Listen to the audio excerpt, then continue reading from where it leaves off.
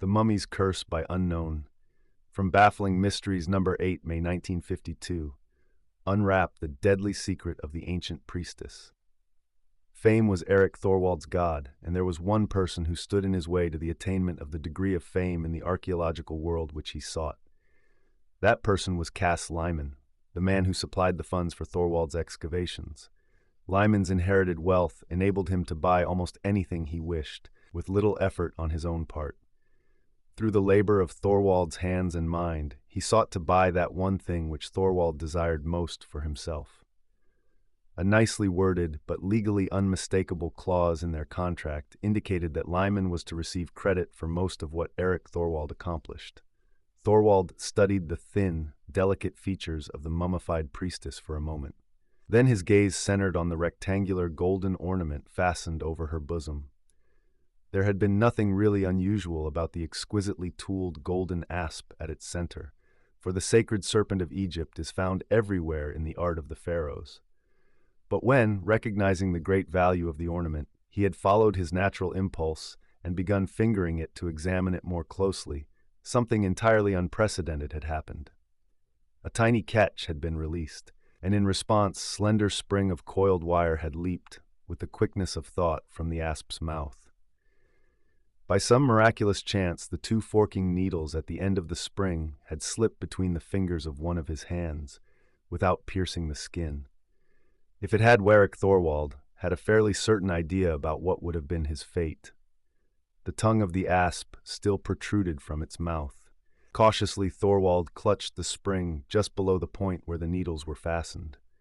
Little beads of sweat broke out on his forehead when he noted the keenness of those slender points of hardened bronze and the thin, harmless-looking coating of lusterless green substance that covered them.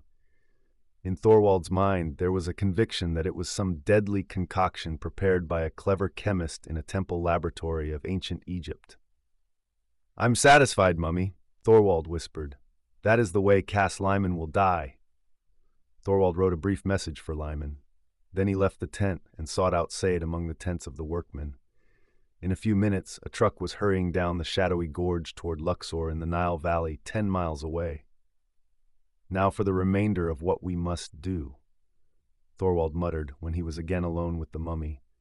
The mummy's breastplate bore a cartouche, or hieroglyphic royal name, which Thorwald recognized as belonging to one or several of the 13 Ramessid kings of the 19th and 20th dynasties.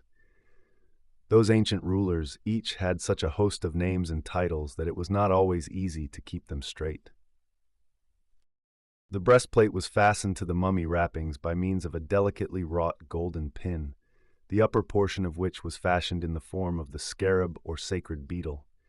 It also bore an almost microscopic Ramessid cartouche. Thorwald immediately saw the great value of the bit of jewelry. He had a similar, though far less precious, pin in his possession, which he knew he could substitute for this one with perfect impunity.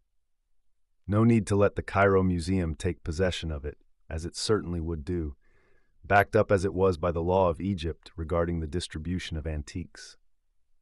Donning a pair of gloves, he made the change quickly, being careful to rub incriminating fingerprints from the pin which he substituted for the more valuable one. Then, coolly, he set to work on his more important task. He took out his jackknife and wrapped a corner of his handkerchief about its blade. With the blade thus padded, so that it would leave no telltale scratches on the metal, he began to work the spiral spring, coil by coil, back into the golden asp's mouth. It was a nerve-wracking ordeal, but at last it was accomplished. The poisoned needles disappeared into the maw of the serpent, and the claw-like catch held the asp's tongue in place. Later, when the truck returned from Luxor, Thorwald was cool and collected and ready to act his part perfectly. Said was at the wheel. Beside him was the short, paunchy figure of Cass Lyman, and squeezed in at the edge of the seat was another man. Thorwald gave a little inward start. He had not expected a third person. But no, it would make no difference. "Hello, Thorwald," Lyman greeted with a kind of barking joviality. "Came as quickly as I could to see for myself just how good our luck has been." Lyman pointed to the stranger beside him. "This is Mahmoud Aboudi," Lyman offered informally. "Mr. Aboudi didn't come along with me solely because he's interested in archaeology. You see, he's connected with the secret service of the Egyptian police, and part of his business is to prevent fortunate Egyptologists from smuggling valuable antiques out of the country. Thorwald's heart missed a beat on learning that this was a Secret Service man, but he quickly reassured himself. It was all the better that he should have such a witness to Lyman's death. It would save many painful explanations. Fate was indeed on his side. And now, Lyman cut in, let's have a look at the mummy you found, Thorwald. You say you haven't examined it at all yet? Well, Thorwald said, with a brief laugh, I did lift the lid a little to peep in. Curiosity got the better of me to that extent, but I thought it best to wait until you had arrived here before I did anything further. The three men entered Thorwald's tent, and there the archaeological excavator witnessed the clever murder he had planned. Nothing went wrong, and he enjoyed every bit of the little drama, or almost every bit. He gloated inwardly over the gurgling exclamation of surprise and pleasure which Lyman gave a sight of the golden bauble on the mummy's bosom. Equally pleasant was Lyman's greedy and automatic gesture to finger the golden instrument of death. Then the trigger was sprung, and with a vicious twanging sound, the golden asp struck.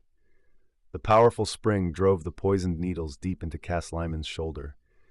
With a horrid shriek he leaped back, his features contorted into a grin of mingled fear, surprise, and mortal agony.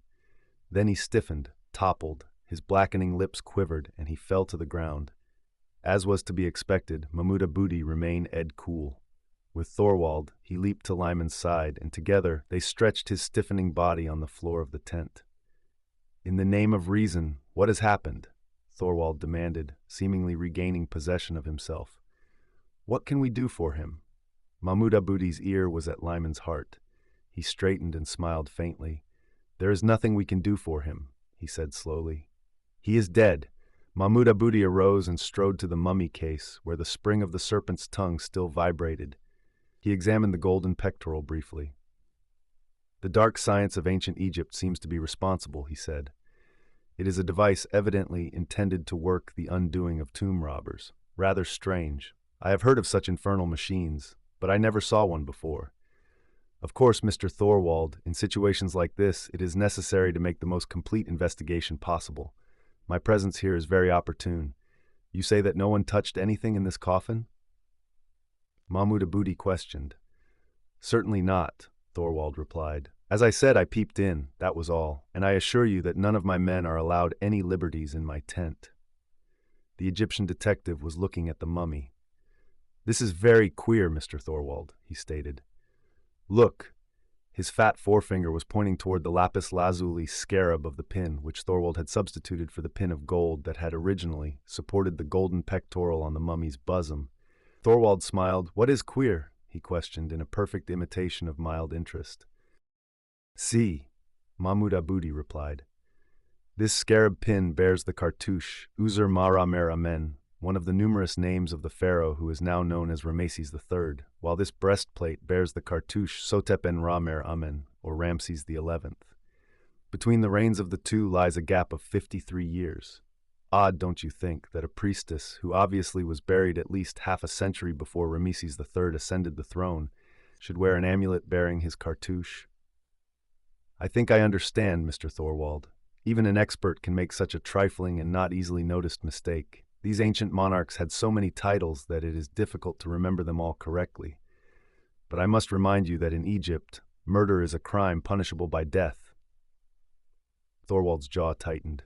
Is this an accusation? He demanded levelly. Mahmouda Booty shrugged. Well, without a doubt, the coffin was opened since it was removed from the tomb. Only you could have opened it. Oriental courts do not mince matters as Western juries do so often. Clearly, you substituted this scarab pin for another, probably much more valuable one which you desired for yourself. In making the change which required that you touch the breastplate repeatedly, you could not have remained unaware of its sinister purpose. There can be but one conclusion, that you willfully plotted the death of your employer, Cass Lyman. The evidence is against you. Except for that trifling error of dates, you committed a perfect crime, invoking the dark wisdom of ancient Egypt and assisting it with your own cleverness. Only you were careless. Just one small anachronism. How trivial. Mahmouda Booty's tone was mocking. Thorwald's mind had become suddenly a trifle hazy. He was caught. If he could only shoot his way out of this. His hand was creeping toward his hip pocket. "Stop!" Mahmoud Aboudi commanded. His fist bulged in his coat pocket, and there was something angular and menacing clutched in that fist. Thorwald's arms dropped to his sides. "All right," he said. He knew he was doomed by the curse of the mummified priestess for trying to rob her coffin.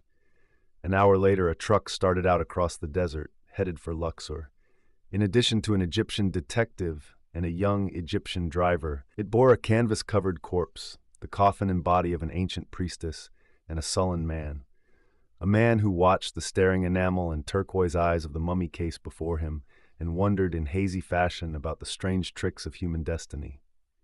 The end. The preceding thrilling story has presented for your enjoyment.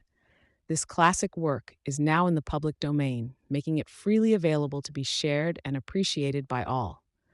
Some elements may appear outdated or insensitive by today's standards, but we present this work in its original form to preserve its historical context and literary significance. Sit back, relax, and indulge in this timeless tale. Please like, comment, subscribe, and share. Every bit helps this channel grow. Thank you.